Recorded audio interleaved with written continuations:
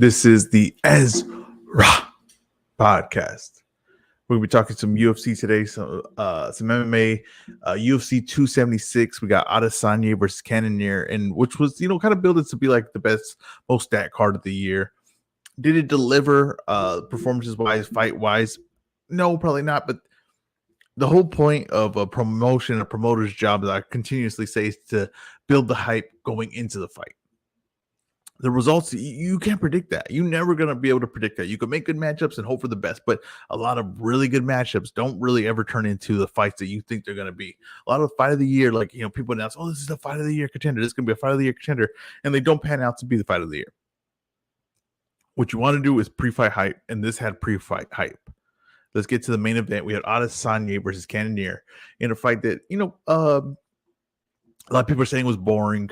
A lot of people are saying that Adesanya is one of the most boring champions UFC's ever had, and that this is kind of how majority of his fights look. And I mean, it's not inaccurate, right? It's not inaccurate. It's not that. It's not just like this was an entertaining fight. This wasn't an entertaining fight. As far as if you're there to see action, you're there to see a knockout, you're there to see a guy, go for the finish. That's not what you got in this fight. It's not. And that's how Adesanya delivered in his performance. But he did deliver a dominant performance, right? He won 5 rounds on one judge scorecard. He won 4 rounds on the other 2. And I think you have to really, think about what he's doing in there, right? What he's doing in the cage. There's a guy that was started off as a kickboxer, is now transitioned to MMA, and what the skill it takes for how many things that you could do in MMA, all the possibilities, all the techniques that could be used, takedown, submissions, boxing, kickboxing, clinches, multi-clinches, knees, all these different elements to the game. He solely makes it a kickboxing match. He eliminates every other aspect there is to fighting for a guy, and he just makes it a kickboxing match. That's the skill. That's the trick. That's the thing that is the most impressive. So you might just be like, these guys are just staring at each other. What you need to think was like, hey, this is just a kickboxing match. He eliminated everything else. And it's not like Cannonier kind of didn't go for it. Like Cannonier looked to work the clinch. He just wasn't effective. And the problem with Cannonier in his game, and I said this going into it, is he wasn't going to win a thinking man's fight. He needed to react. He needed to just believe in what he did and apply it. And results be damned, and really go into this fight. It's challenging to be honest with him and say, listen, if you try to think with this guy and you try to match him, move for move, he's going to win. We have a game plan that we know that can be effective. We know we can win with. We just need to apply it from the start of the round. From the bell ring, start of the fight, apply your game. Don't overthink it. I don't have this opening area. Apply your game. Let's make Izzy react. Let's make Izzy make the next move. Let's make him change his game or adjust his game to what we're doing. And we're just going to keep doing what we do. But Cannonier didn't do that. Cannonier stood at a range that Izzy was comfortable with. He fought like if he was going to pick shots with Izzy. He fought like if he was waiting for his openings, like he was going to set him up. And that's never been Cannonier's game. Cannonier's game never set up stuff. Okay, that's not the way we fight. So he fell into Izzy's game. And I'm not saying that all Izzy's success comes from because Cannonier mentally went in there and didn't do what he was supposed to do to try to win this fight. Because Izzy's doing that. Izzy's bigger, stronger. He hits harder. He's faster. He does all these things that, you can say all these things until you get in there and you're like, this guy's tough. This guy's doing things that I don't want to get hit. I don't want to take those chances. And there's a lot of talk when someone goes into the cage or a ring or anything. People say similar things. It comes a little bit cliche. It's like, I'm willing to die in there. I'm not going to stop coming. I have no quit in me. I'm all this dog. They say things like he's not used to losing. He only knows how to win. All these things. And those are cool things to say. They sound good on like when you're hyping up a fight. But the truth is that a lot of men face that when they go in there. And I feel comfortable saying that because I faced that when I sparred high-level guys. I faced that. And I wasn't willing to die in there. I knew that very early. I was not willing to die in there. I knew that there was something that could say, I will stop. If this gets to a certain point, I'm not willing to go past that threshold. And I think Cannonier kind of saw that too when he fought Izzy. I really do. And I'm not saying that he was ever in a position where he was going to get stopped, or he was ever in a position where he was taking a really bad beating. But I think he was in a position where, in his mind, when he should have said, I'm going to go blitz and go for the win and really push this fight. I don't care if I get knocked out or anything like that. I don't think that he ever hit that switch. I think he said, if success comes in the way I'm fighting, but this is a way to keep me, protected, I'm not probably not gonna get knocked out in the way I'm fighting right now. And if something comes, a moment comes, an opportunity comes in this way of fighting, I'm good with it. But I'm not gonna force it and find out right what's behind that door. It reminds me of No Country for Old Men at the end when Tommy Lee Jones walks into the hotel and there's 2 doors, and he's got to face that truth because Javier Bardem is behind one of them. Right? He's got to face that truth. And Tommy Lee goes, opens the door, and he faces that truth, right? I don't think Cannonier wanted to face that truth this fight. Maybe he felt it was competitive. Maybe he felt like he was doing things in there. That happens as well, too. It's like when you're competitive with the guy in a certain spot of the fight, and you're like, well, I'll just stay here. It seems like we're having a competitive fight here. You're not winning, but it seems like competitive. It seems like I'm doing some things that have some success here. I'll stay here. I'm never gonna. You got from that position, right? Great fighters. Like I just did a rescore on the Broadway Joe YouTube channel. Go follow that and go watch the rescore we did for Andre Ward Kovalev. Andre Ward gets dropped. The next round, he's pushing the fight. He's pushing the pace. That is a man who says, "I'm gonna find out. We are gonna find out today." Cannonier didn't want to find out. He didn't. Is he push the pace? Izzy's just there to win. He's not there to take damage. He's there to have a long career. He's here to do, he sells well. He sells out. He good pay-per-view buys. He's a star. He doesn't need all that. Bring him the right opponent. He'll pick it up. Izzy's a boring fighter. He has one of the best fights I've ever seen versus Kevin Gastelum. How's he a boring fighter? I've seen him have some dominant performances, dominant stoppages. He's just not going to go every night like that to the well. He doesn't need to. If he doesn't need to, he's not a dumb fighter. He's going to fight intelligently. He's going to break you down. He's going to do what he needs to do to win. I thought it was a very good performance. A very good performance. I thought Izzy looked, I thought he looked outstanding, to be honest with you. If you consider all the things that he eliminated from happening, the possibility, it's a really good performance. And, let's not forget, we're talking about how boring it is and comparing to other guys. Anderson Silva had 2 duds. I mean, massive duds of fights. Leites and Damian Maia. I mean, these were bad. And Dana White went on the post fight and said that he would cut Anderson Silva if he ever had a fight like that again. That's how bad they were. So let's not say this ain't nothing new. Okay, this ain't nothing new. So I think we're being overly critical. Adesanya did what he's supposed to do. There was the thing with Chris Pratt where they interviewed him after the fight, and Chris Pratt said he wanted to be honest. That he said that Izzy came out like the Undertaker, which was awesome, by the way. We had to talk about that. I mean, beautifully done. I wanted to walk the next day, and I was just watching that entrance over and over again. It was perfect. Izzy understands it. He understands the show of it. He understands how to make it feel big. He understands that. He's a showman. And that's what you want. And I understand that Chris Pratt was saying, like, oh, you're going to do all that, but then just the pitter-patter and stuff like that. I respect that Chris Pratt went up there and just spoke his mind, because a lot of guys would just play it safe and play at Hollywood at that point. He spoke his mind. He's incorrect. Okay. Adesanya understands that he's an entertainer, but he understands that's a real fight. This ain't a fake fight. This is a real fight. You could get knocked out. You could get killed in there. Okay. Your job is to win the fight. Your job is to sell tickets and win the fight. He sold tickets and he won the fight. That's all he's got to do. If the selling tickets starts dipping, right, then you maybe have to decide if he wants to have those performances or not. But right now, he's not really. Honestly, he's not having a problem being a star for the UFC. I was impressed with the performance. I was impressed with the walkout. I was impressed with the whole thing. I thought it was very good. And you want to see Adesanya fight someone that could really drag it out. Well, they got to find the guy, and it looks like it's Pereira next. I'll talk about him coming up, but let's get to the co-main event. This was Volkanovski versus Holloway, number 3, and this was going to settle it, right? This was going to see the controversial number 2.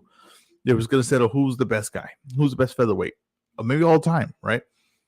And to me, this is exactly how I thought it was going to go. I had knew that Volkanovski had won levels from the last fight. He had grown levels, and he had grown levels in his boxing close range fighting.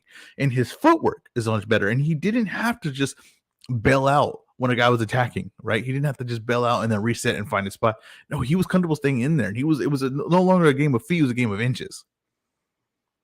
And Holloway, well, had improved in his boxing as well, not to this level. And it was really a masterclass, and it was really just the separation of them now.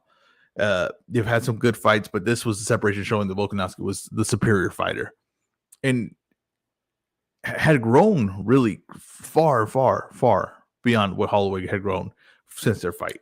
I don't know who beats Volkanovski at featherweight. I don't think anyone. I would love to see Arnold Allen get a shot at him because he's so good with his hands, so loose with it, the combinations of speed, everything like that. Probably make a damn good fight. But Volkanovski, to me, is just one of the best fighters in the world. I do think that he had the performance of the night. I don't think there's any questioning that. Just because of the level of the guy he fought and the way he did it, it was beautiful. It was gorgeous. Everything he did, the discipline, the way he was sitting on shots, the way he was moving out. I'm telling you, just the little work he does on the inside. Go watch their second fight and go watch this fight. And just where Volkanovski getting, where he's getting out of range in the second fight because he doesn't feel comfortable in there. He doesn't have the confidence in there to stay in there. And then the comfort level he has now in this fight where he's just moves a little bit and then catches Holloway and he's killing Holloway. And Holloway has the reach, but it's the same problem as I pointed out before. He's not using it. His hands are out. His hands are out in front of him, right, to cover the range. So you step in, he has a shot right there. But he never uses it. He's not getting off. He has the hands at range, but he's still on Volkanovski to cover all that range with no punishment, nothing to pay for. And once he started doing that, I don't know why Holloway can't do that. I mean, it's a skill, of course. It's timing thing. It's your footwork and all that. But he has it. He has the right template for it, but he's not using it. And Volkanovski was just able to cover range. It wasn't really made to pay for anything. There's talks of him going to 155. I mean, be interesting, but I don't mind him dominating 144, honestly. I mean, 145. I don't mind him dominating there. He's an excellent fighter, and I don't really, as far as right now, I'd really care to see him lose just because he's not big enough to go to the weight. He's a wide guy, but he's not a really tall guy. I think he makes his weight very comfortably. I don't think that's the problem. So I think going up, like when I remember Max Holloway fought Poirier, and I know people think that's like such a great win for Poirier, but I mean, it's just really Holloway was just too small. You could tell that his punches didn't mean much, and Poirier's punches meant a lot when they would hit him. They do a lot of damage. I don't really want to see Volkanovski take that loss if it's just going to be a size thing. I think there's a chance that he has a lot of success, but I'd like to see what he could do at 145, especially if they have Cejudo come back or something like that. And I said, Allen, I really like that fight. I think that's will be a very interesting fight, and to see if they get Allen getting another fight soon to kind of build that one up.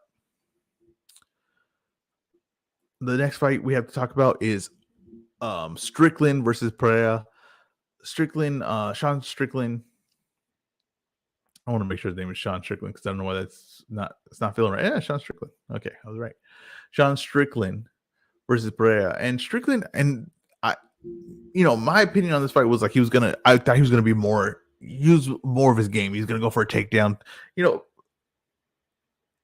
and that was a mistake on my part because Strickland had this kind of like pride about him, this like I want to prove that I'm in there to throw down, and he has that whole like I'm tough and I'm there to take shots and all these things.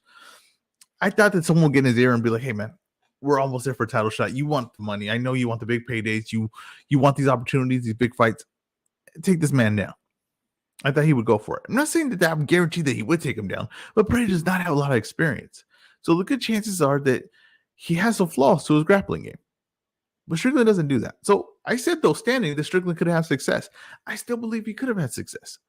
I'm not going to do the thing where I flip just because of what the result was. I still think there was success to be had in the stand-up game. I don't think he executed his game plan correctly. I think that he got stuck walking in the same motion, punching in the same motion, started just not walking behind any punches, just kind of walking in slowly. And kind of just letting Pereira just really pick his spots and just putting Pereira in the most comfortable spot that he could possibly be in at the most comfortable range, allowing him to use all his tools that he could use in this fight. And it was a really big mistake. You see Strickland come out early. He's jabbing. He's looking to pick shots, looking to block and stuff like that. But it's just the same motion. It's just Pereira just reading it. And it's just like throwing just throwing the ball underhand over and over again to a hitter, and it's like he's gonna blow that ball out the park. You know what I mean? So That's what kind of Strickland was doing, and I was expecting him to work more and get Pereira uncomfortable, make him push back, get inside of him and rough him up with your shots, make him fight in places he didn't want to be.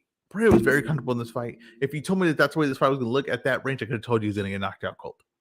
Okay, because that range, those things like that, him not having to really work or fall back, or he could just stay where he's at and kind of be able to start moving his hands and feet where he wants them and kind of pick his spots and set Strickland up for that shot. Yeah, it was over. I do think that there is avenues of success in the stand-up for Strickland. Now, I do think that if he had use the takedown, uses a more well-rounded game, it would better suit him in winning that fight. But I do think there's success he could have in the stand-up. I know that sounds ridiculous because he got completely smoked, but I'm not one of those guys that's going to flip just because of a result. I'm not going to play Monday morning QB. I'm not easily swayed. If I see something, I think I saw it, and I still think that opportunity would have been there. Now you got Pereira versus Adesanya, which is the fight the UFC wanted. It was obvious that that's what they were. They knew there was one guy that was coming up they currently had was Strickland, right? They knew that he was getting a little bit of buzz, he was getting a little bit of following, he's a crazy dude, and they knew that they wanted to get him a title shot, and they said, well, Adesanya's basically beat everybody else in the top 10, right? I don't want to take a risk of putting Strickland in with a guy that Adesanya's already beat, and Strickland losing. So what they do, they got him Pereira, who has the story of knocking out Adesanya in kickboxing. They bring him in. They give him 2 fights that favor him in a major way, right? The kickboxer and a guy that's kind of like those grappling, just kind of like an MMA guy, but not a great or elite at anything. Pereira makes quick work of them. Then he goes to fight Strickland, and it's the tough fight. It's a top 10 fight. It's a fight that you could say, okay, there's a title shot. This is number 1 contender match to Adesanya, but it's a guy that's going to fight in Pereira's where he wants to, standing up. He's not going to look to get. He's not a wrestler that's going to drag him down the ground and stay on top of him for 25 minutes. So the UFC knew what they were doing, and this is the perfect matchup for them. Either way, they were going to win. Strickland wins. He had the whole talk about Adesanya in the pre-fight. Then they go and he wins. They build that up in that rivalry. Pereira wins. They got the best kickboxer versus best kickboxer. He already knocked him out. Now they're basically going to have a kickboxing match in the UFC for the middleweight title. They don't lose on this. They did this. They knew what they were doing. This wasn't a surprise. It wasn't, just kind of played out that way. No. They knew exactly what they're doing. They manufactured this. I'm glad they did this. This is the kind of stuff the UFC has not been willing to do lately. Not really building these super fights, or not really building at least a guy to have some kind of fight like this. Like, this is because it is a little bit gimmicky. It is. If we're going to be honest. It's a little gimmicky, right? It's a little gimmicky. I mean, if you're going through Pereira versus the top 10 of the middleweights, I don't think you're going to have him beating them all. I don't think so. I really don't. I mean, we could show the camera. Wait 1 second. Let's just do it right now. Let's see. I'm going to go to the UFC rankings. We're going to go to the middleweight division. Okay. Rob Whittaker versus Pereira. I think Whittaker would take him down. I think Whittaker will use well-roundedness. But I think that is an interesting fight. Because if Whittaker stays standing in that fight, which I don't think he would. He definitely got more into his wrestling and takedowns recently. So, okay. How about Cannonier, Jerry Cannonier? If he fights the way he and he fights Pereira, I'd pick Pereira in that fight. If he's not going to use, he's not going to look to apply his game, and he get, just ate up by the lights of, fighting a top level kickboxer like that, then yes, I pick Pereira. So we got 1 loss. He got to Whittaker. Marvin Vettori, I'll take Vettori. He's going to go for a takedown. I'm taking Vettori. He's going to get him down. I haven't seen Pereira's takedown defense too much, but I'm going to assume that it's not the best, right? So I'm going to go Vettori. Brunson, I'm going to go Brunson. Costa, that's a good fight. Because I don't think Costa will go for takedown. I think he's going to look to go hands as well, right? I think that's a very good fight. I'll favor Pereira in that one. So I got 3 outs so far. Okay, we got Pereira at 6. Sean Strickland, obviously, he just won. Hermanson, tough fight. Really tough fight. Probably gets taken down. Right. So I'm taking that's 4 L's. Darren Till, I'm taking Pereira in that fight. And Andre Munoz, I'm not familiar with Munoz. I got to be honest. Let's see what his takedown. They've got all the stats right here. Takedowns landed 3, takedowns attempted 35. He looks to me to be like a striker. I don't know. I had to see his game. I'm not going to predict that one, but I have already 4 L's in the top 10. You know what I'm saying? So I don't think that this is, no one wanted to fight him or anything. I don't think it's that. I just think that the UFC knew what they were doing. They wanted this matchup, and they got it. They got the matchup that they wanted, and it's a great storyline. I want to see it. That's it. It's a little gimmicky, like I said, but I'm glad it's happening. Let's go to Robbie Lawler versus Barberina. Lawler is past his prime. He showed glimpses of what made him so special. He's actually a pretty smart fighter. You know what I mean? As far as like in the cage, he does some stuff that's pretty crafty, and he has a definitely a strategy he's applying and a mentality that he knows, like, this could work. Against Barberina, Lawler knew that Barberina wasn't selective with the shots, could be dragged into a war, and if you give him something to hit or punch at, he's going to punch at it. Lawler jumps in on him. He's making him work with just what I call range pressure. So it means that when you're in a guy's range, you're constantly making him work, constantly making him think, make him react. That's what he did. He just kind of applied range pressure, and it was working. Barberina was throwing a lot of shots, and Lawler was rolling off some of them, and he was catching Barberina in between them, but he wasn't working at the same rate. Right? He wasn't working at the same rate. He was hitting them with effective shots, and Barberina was just going. And I could see Barberina just getting tired and exhausted just because, like, this is a lot. The problem is that Lawler doesn't have, Lawler isn't Lawler anymore. He doesn't have that effectiveness anymore. He doesn't have the youth in him, doesn't have the gas tank in him, doesn't have the durability in him. And when Barberina kind of just forced the issue and jumped forward and didn't allow Lawler to set the tone, and he started getting in on him, landing big elbows and big shots, Lawler couldn't hold up to that. He was younger. This will be the kind of fight he'd run through this fight. It's just the truth of it. It's just with his craftiness and then his youth and his ability and his speed and explosion and stamina that he would have and durability, Lawler was a bad man for a reason. He isn't anymore, and Barberina exposed that. I think I'm good seeing Lawler fighting anymore. I think I want to remember him for the great performances he had, and I think a guy like Barberina is kind of like it's kind of like a wake-up call, like, hey, you're not at this level anymore. But I still like that first round. Go look at that first round, what he did with the pressure and the way he tried to make Barberina punch himself out. It almost worked. It was close. Let's go to maybe the most one of the most controversial fights of the night, when that was Pedro Munoz versus Sugar Sean O'Malley. And I'm gonna start this off with O'Malley, and I've had this criticism about him before. I've said it on a podcast before. I couldn't find it, but I know I've said it before. O'Malley cannot create offense. He can't create offense. He can react. He can counter. He can't create offense. If someone's gonna move around and make O'Malley lead, he doesn't know how to do it. He's actually lost out there when he has to lead. Now, Munoz, who isn't the most technically brilliant striker or anything like that, just outworked O'Malley in the first round. That's all he did. He outworked him in the first round. And because O'Malley couldn't react, and I know he looks technically good, his movement looks good, his punches look good when he throws them, that doesn't mean that he's effective. And I didn't think he was effective in the first round. I thought Munoz beat him with just leg kicks and just overworking him, and O'Malley just staring and feinting and, little show-offs here and there. Now, in the second round, it was looking better for O'Malley. I'll give you that. It was still close. And I still thought Munoz could probably outwork him in that fight. And I thought going into the third round was going to be really competitive.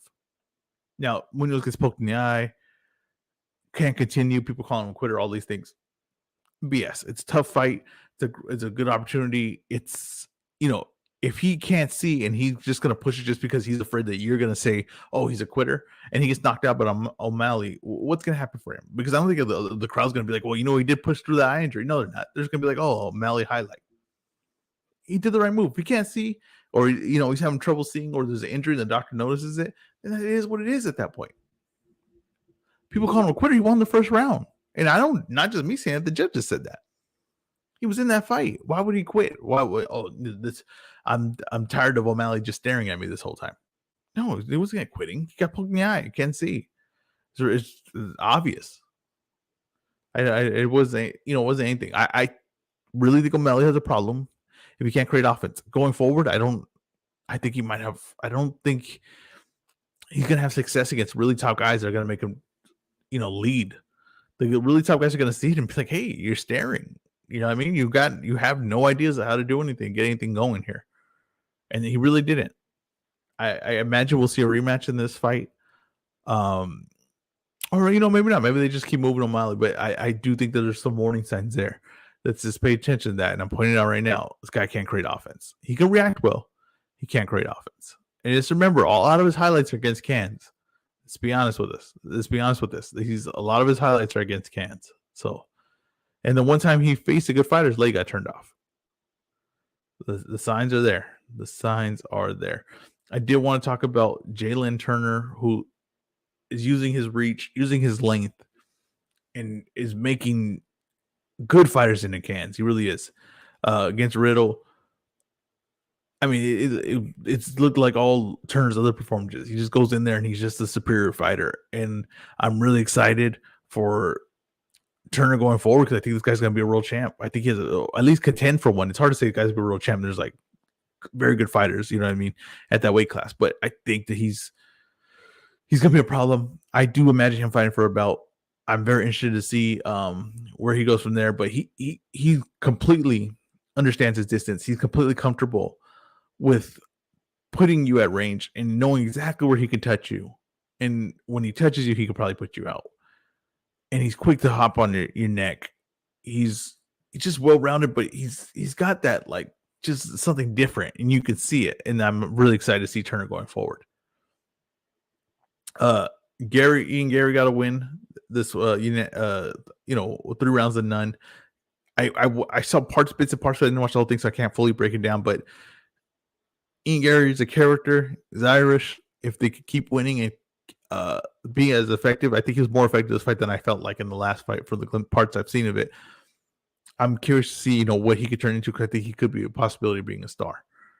But that was UFC 276. It was a good card. I thought it was very interesting. I thought it gave a lot of like in these fights and these things. Okay, well, you're not gonna have great fights all the time, but there's like interesting storylines or interesting ways these things play out, or just kind of just builds to something else. I thought that's what this did. It did everything that it needs to do. It had the pre-fight hype. I was excited about it. Glad I saw it, and I'm happy I can do a podcast about it. Thank you guys for listening. Please follow me at Ezra Podcast on anything that Ezra Boxing on Twitter, Ezra Podcast on anything else, Instagram, and subscribe, like, leave a review, all these good things. Thank you guys.